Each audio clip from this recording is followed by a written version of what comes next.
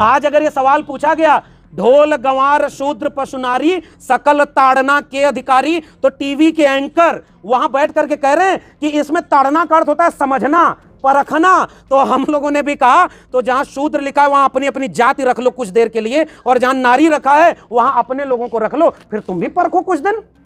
और जिस समय इन श्लोकों को पढ़ने से उनकी भावना आहत हो रही है, उसी समय इसी देश में एक बच्चे को मंदिर में गलती से चला गया तो उसको इतना मारा, उसका हाथ पैर तोड़ दिया कि तुम दलित होकर के मंदिर में कैसे जा रहे हो। तुलसीदास अपनी रचना रामचरितमानस के उत्तरकांड में ये लिख रहे हैं कि ये जो कुछ जातियों के लोग हैं ये अपनी अपनी जातियों का पेशा छोड़ दिए हैं, पूरी वर्ण व्यवस्था खत्म हो रही है, ये समाज ऐसे कैसे चलेगा भाई। आज की डेट में आपका कोई भी एजुकेशनल इंस्टीट्यूशन जितनी जिसकी संख्या होनी चाहिए उतनी अगर हो, और ये सैंक्शन पोस्ट में 80 से 90% पोस्ट आपने शेड्यूल कास्ट, शेड्यूल ट्राइब और ओबीसी की वैकेंट क्यों रखी है, ये कौन सा नया भारत है, ये हमारी बात का जवाब दीजिए आप। क्योंकि देश में हिंदू खतरे में है, रंग खतरे में है, उनका धर्म खतरे में है, उनकी कुर्सी खतरे में है, और यहां पीढ़ी दर पीढ़ी लोगों का भविष्य खतरे में है, शिक्षा खतरे में है, स्कूल कॉलेज विश्वविद्यालय खतरे में है। इस पर कोई बात नहीं होगी। मैं आप थोड़ी भावना आहत कर ही देता हूं, आप लोग बुलाए हैं तो। रामचरितमानस मेरा पीएचडी है उस पर, इसलिए कोई भी अगर बहस करना चाहेगा तो मैं तो उस पर तैयार हूं, क्योंकि मैं पढ़ करके लिख करके और सारी चीजें लेकर के आया हूं।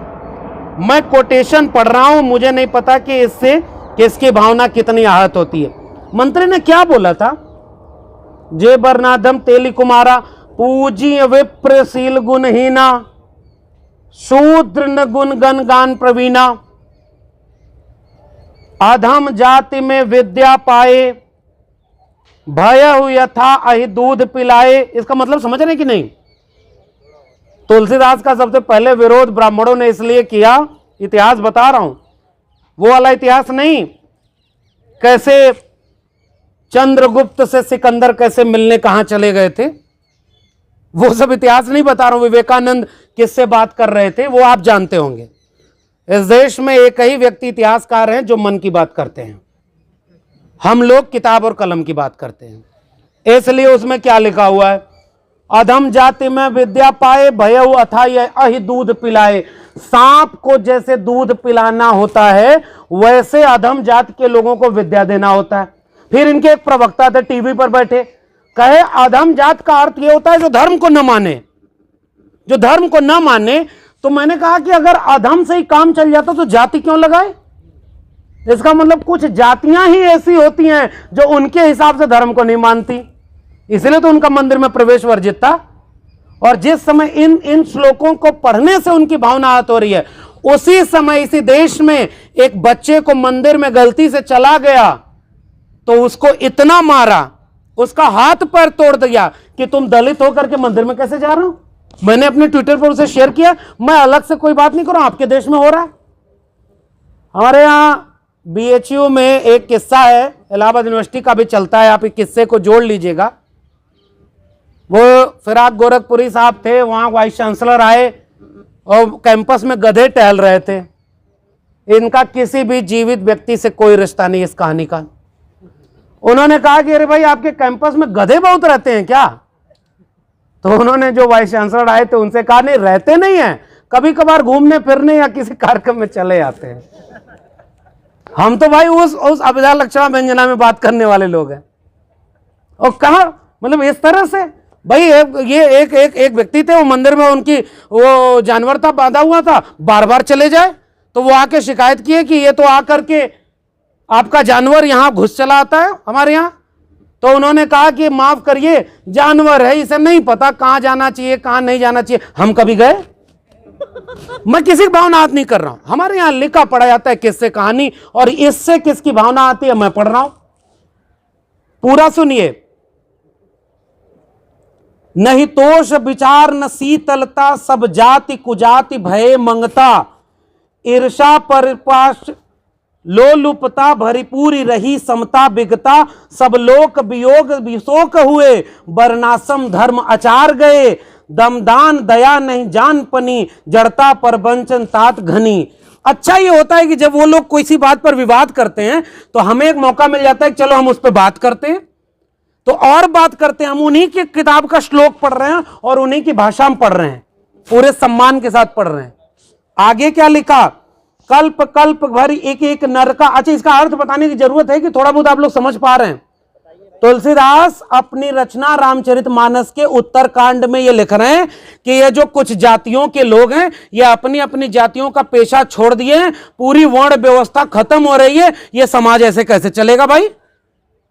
कबीर के बाद हुए थे तुलसी, और मैं तो कुछ नहीं कर रहा हूं, मैं पढ़ रहा हूं, आप इसकी व्याख्या करिए। जे बरनाधम तेल कुम्हारा, स्वपच किरात कोल कलवारा, नारी मुई गृह संपत्ति नासी, मूड मुड़ाए होई सन्यासी, ते विप्रंसन आप पूजावई। ब्राह्मणों से पूजा करा रहे हैं अपनी। कौन? जो पैरों से पैदा हुए थे।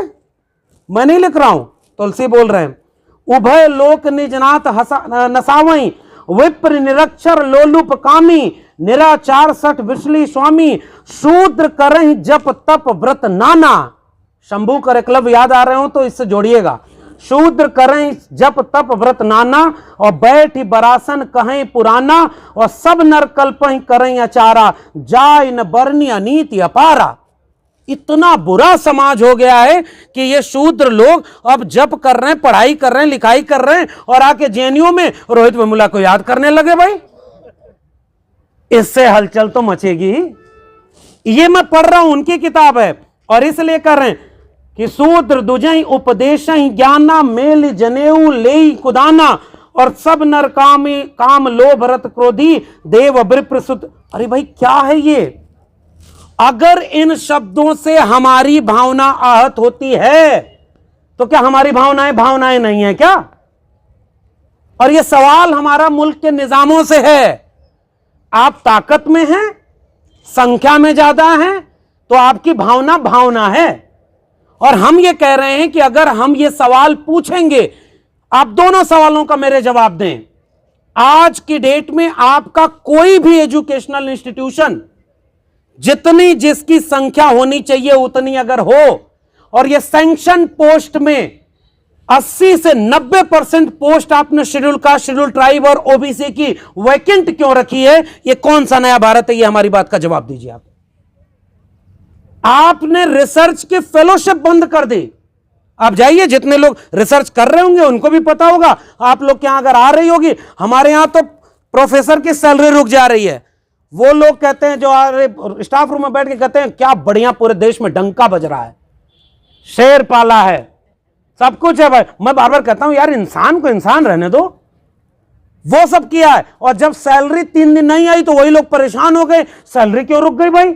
अरे आपकी यूजीसी जो यूनिवर्सिटी ग्रांट कमीशन था, वो बदल करके हायर एजुकेशन फंडिंग एजेंसी बन गया है। लोन लीजिए और पढ़िए और पढ़ाइए। आपको नहीं पता हेफा क्या है?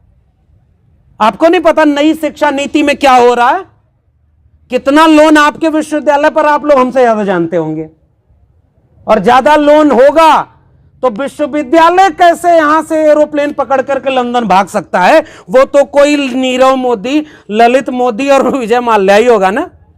इंस्टीट्यूशन फिर प्राइवेटाइज हो जाएगा, और यह है नई शिक्षा नीति। और इसलिए नई शिक्षा नीति का मतलब यह है कि पूरे के पूरे एजुकेशन इंस्टीट्यूशन को प्राइवेट हाथों में बेच दो।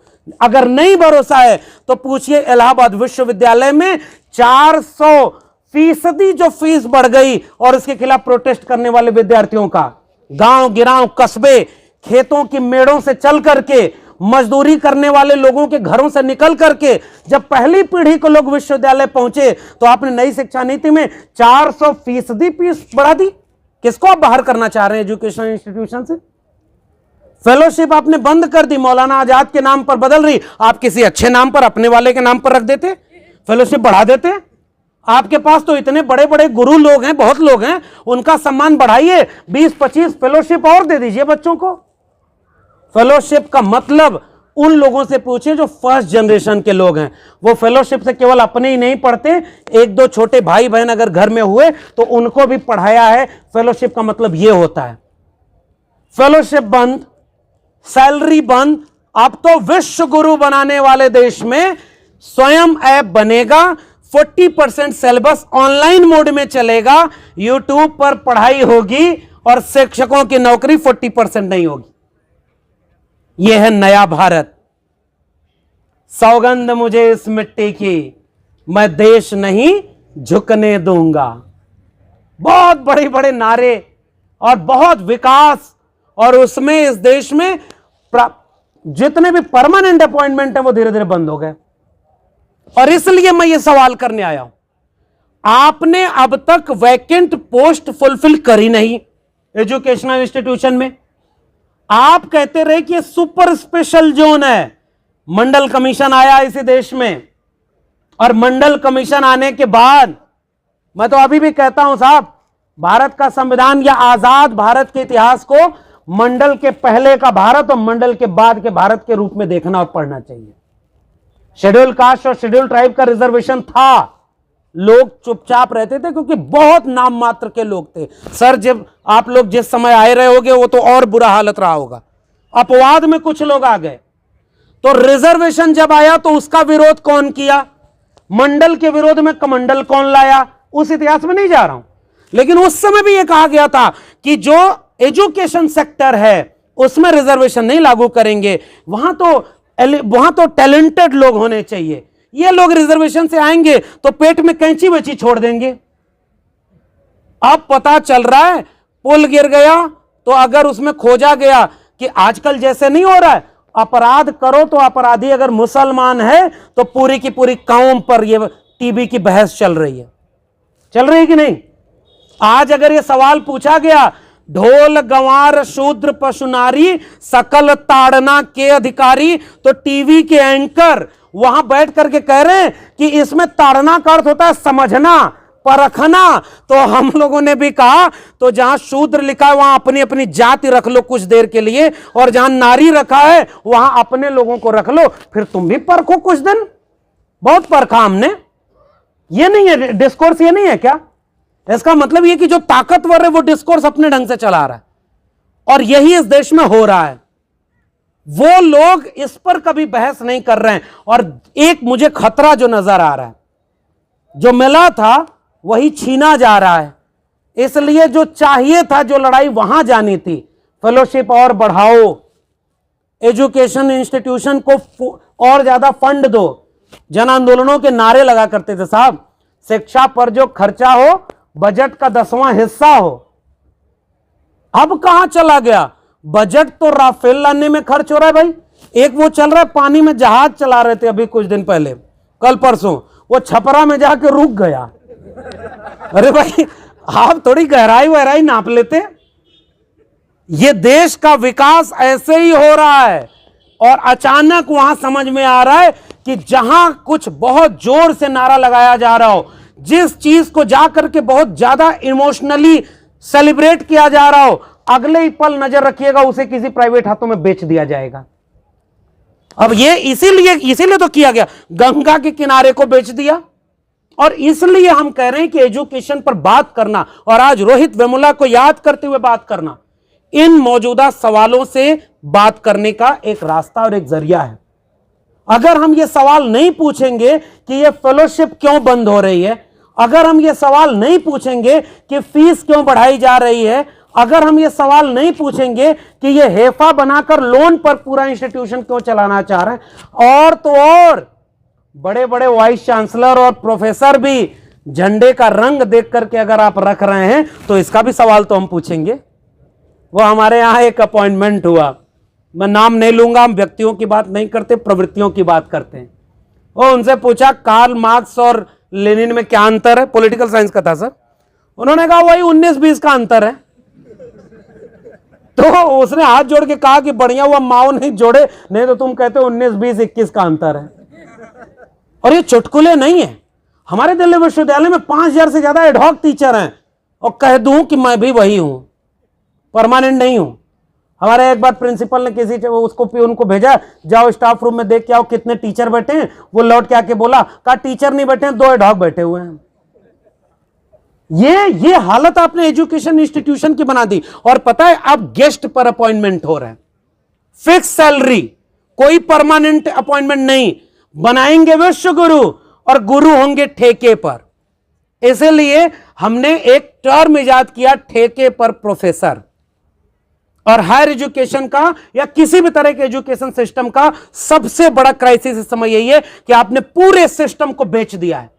पहली पीढ़ी के लोग तो अभी आना शुरू हुए थे कायदे से, अभी तो इन्हीं विश्वविद्यालयों की चार दीवारियों पर अभी यह नारा शुरू ही हुआ था, ब्राह्मणवाद की छाती पर बिरसा फुले अंबेडकर, नहीं रहेंगे अब दबकर बिरसा फुले अंबेडकर। अभी कुछ दिन चलने तो देते, यह सवाल था। और मैं अभी भी कह रहा हूं, आप अंकित पालीवाल की रिपोर्ट पढ़िए साहब।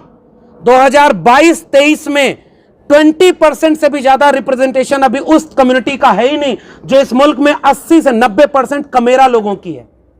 फिर ये सबके इंस्टीट्यूशन कैसे हुए? मुझे लगता है कि रोहित और उसके साथी ये सवाल करते हुए सांस्थानिक हत्या के शिकार रोहित वेमुला को कराया गया। रोहित यही तो सवाल कर रहा था और रोहित का सवाल यही था। फेलोशिप वहां भी रोकी थी ना। आज तो जाने कितने आप, मैं इलाहाबाद विश्वविद्यालय में पढ़ा हुआ हूं और जो भी जिसको दिखता है ना नया भारत बन रहा है, वो जाकर देखे वहां किस कमरे में पढ़ते पढ़ते कौन बच्चा फांसी लगा करके मर रहा है। उस पर तो कोई डिबेट नहीं होगी इस देश में। इस देश में रोजगार और शिक्षा पर बहस ही नहीं है, इसीलिए क्योंकि रोहित एक्ट नहीं बनेगा, कोई भी विद्यार्थियों और नौजवानों की समस्या पर बात नहीं होगी। क्योंकि देश में हिंदू खतरे में है, रंग खतरे में है, उनका धर्म खतरे में है, उनकी कुर्सी खतरे में है और यहां पीढ़ी दर पीढ़ी लोगों का भविष्य खतरे में है, शिक्षा खतरे में है, स्कूल कॉलेज विश्वविद्यालय खतरे में है। इस पर कोई बात नहीं होगी और इसलिए यहां पर खड़े होकर रोहित वेमुला को याद करते हुए हमें वो सारे जोखिम उठाने पड़ेंगे जो आज अगर नहीं उठाए गए तो आने वाली पीढ़ियां हमें माफ नहीं करेंगी। क्योंकि हम तो इंस्टीट्यूशन में हैं ना, अभी हम तो इन्हीं रास्तों, इन्हीं सीढ़ियों पर चल करके आए थे। और आज आप इन सारे इंस्टीट्यूशन का डिटेल एनालिसिस कर लीजिए और शोध होगा तो सवाल होंगे।